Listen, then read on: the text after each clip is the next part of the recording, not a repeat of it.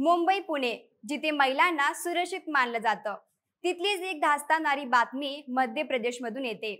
Australian महिला क्रिकेटपटूंवर भारतात छेडछाड आणि त्याहून धक्कादायक या घटनेवर दिलेली मंत्र्यांची प्रतिक्रिया त्यांच्यासाठी हा एक धडा आहे। पण विचार करा, भारताचं भविष्य जागतिक मंचावर घडवत असताना असं वक्तव्य आपल्या प्रतिमेला कसं ओबाडून टाकतं, जाणून घेऊया या व्हिडिओद्वारे। नमस्कार, मी किमया चौधरी आणि तुम्ही पाहत आहात बोलेमेज। इंदोरच्या एका गजबजलेल्या रस्त्यावर दोन ऑस्ट्रेलियन महिला क्रिकेटपटू आपल्या देशाचं प्रतिनिधित्व करताना फिरत होत्या। अचानक एका मोटरसायकल स्वारनं त्यांच्यासोबत गैरवर्तन केलं। झटक्यात आवाज उठवला गेला, पोलिसांनी त्यांना अटक केली।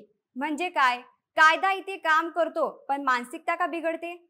घटनेनंतर आलेलं सर्वात जास्त चर्चेतलं विधान, मध्य प्रदेशचे मंत्री कैलास विजयवर्गीय, खेळाडूंनी आपल्या लोकप्रियतेची जाणीव ठेवावी, जास्त सावध राहावं, हे त्यांच्यासाठी धडा आहे।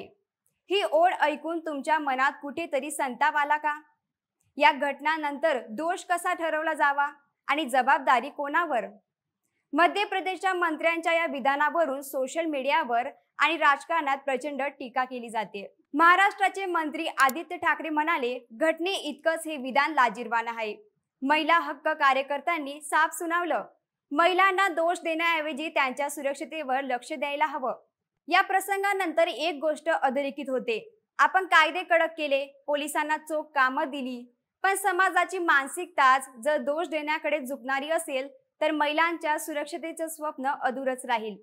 भारत आंतरराष्ट्रीय स्पर्धा भरवतो, गुंतवणूकदारांना बोलावतो, जगाची नजर आपल्यावर असते।